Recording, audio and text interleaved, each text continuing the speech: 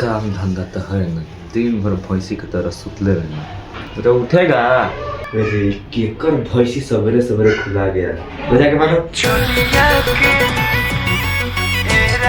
पिताश्री के चरणों में मेरा कोटि कोटि प्रणाम है।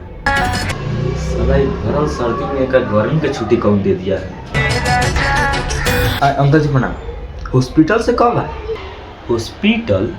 हमरा हॉस्पिटल का मुंह देखला 2 बरस से ऊपर हो गया। हम कल हॉस्पिटल गए। आप ठीक तो है ना? ये तो हमको क्या होगा, हम तो हमेशा फिटे रहते हैं।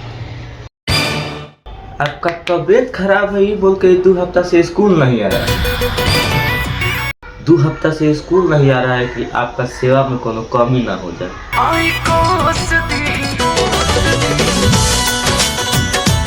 तो अब का पंडित जी को बुलवा के मुहूर्त निकलवाए।